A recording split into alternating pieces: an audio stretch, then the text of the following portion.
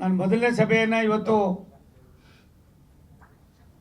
ಬೆಂಗಳೂರಿನಲ್ಲಿ ಕರೆದು south southern ರೈಲ್ವೇಸ್ನ ಸ್ಥಿತಿಗತಿಗಳ ಬಗ್ಗೆ ಮಾಹಿತಿಯನ್ನು ತೆಗೆದುಕೊಂಡಾಗ 10 ವರ್ಷದಲ್ಲಿ 50 ವರ್ಷ ಆಗದೇ ಇರತಕ್ಕಂಥ ಅನೇಕ ಪ್ರಗತಿಯ ಜೊತೆಯಲ್ಲಿ ಸಾಮಾನ್ಯ ಜನರಲ್ಲೂ ಕೂಡ ನಿಮ್ಮ ಪಾಲುದಾರಿಕೆ ಇದೆ ಅನ್ನೋದನ್ನು ರೈಲ್ವೆ ಇಲಾಖೆ ತೋರಿಸ್ತಾ ಇದೆ.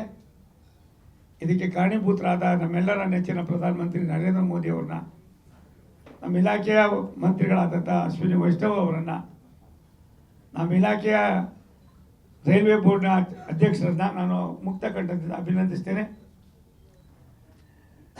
ರೈಲ್ವೆ ಇಲಾಖೆಯ ಕಾರ್ಯವೈಖರಿ ಒಂದು ರೀತಿ ಮಿಲಿಟರಿ ಇದ್ದಂಗೆ. ದೆಹಲಿಯಲ್ಲಿ ಕುಳಿತುಕೊಂಡು ಒಂದು ಸಂದೇಶ ಸೂಚನೆಯನ್ನು ಕೊಡ್ತಾರೆ ಒಬ್ಬ ಅಧಿಕಾರಿ. ಕೆಳ ಹಂತದ ಕೊನೆ ಭಾಗದಲ್ಲಿ ಇರ್ತಕ್ಕಂಥ ಈ ರಾಷ್ಟ್ರದ ಯಾವುದೇ ಹಳ್ಳಿಯಲ್ಲೂ ಕೂಡ ಅದನ್ನು ಪಾಲನೆ ಮಾಡ್ತಕ್ಕಂಥ ವಿನೂತನವಾದ ಒಂದು ಕ್ರಮವನ್ನು ಉಳ್ಳವರಾಗಿರ್ತಕ್ಕಂಥದ್ದು ಇಡೀ ಭಾರತ ದೇಶದಲ್ಲಿ ಮೊದಲನೇದು ಮಿಲಿಟರಿ, ಆದರೆ ಎರಡನೇದು ರೈಲ್ವೆ ಇಲಾಖೆ ಅನ್ನೋದು ನಾನು 20 ದಿನದಿಂದ ನೋಡಿದ್ದ ನನಗೆ ಅನುಭವ.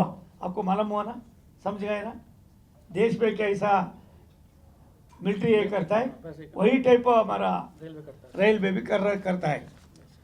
ಆದ್ದರಿಂದ ಬಂಧುಗಳೇ, ನಿಮಗೆ ಕೇವಲ ಇನ್ನು 2 ವರ್ಷದಲ್ಲಿ ಕರ್ನಾಟಕ ವಿಭಿನ್ನ ರೀತಿಯಲ್ಲಿ ರೈಲ್ವೆ ಇಲಾಖೆಯಲ್ಲಿ ಅಭಿವೃದ್ಧಿಯನ್ನು ಪಡೆಯೋದಕ್ಕೆ ನನ್ನ 40 ವರ್ಷದ ಅನುಭವವನ್ನು ಕೂಡ ಹಂಚ್ಕೊಳ್ತೀನಿ. ಎಲ್ಲ ಹಿರಿಯ ಕಿರಿಯ ಅಧಿಕಾರಿಗಳ ಜೊತೆಯಲ್ಲಿ ಸ್ನೇಹಪರವಾಗಿ ಕೆಲಸ ಮಾಡ್ತೀವಿ.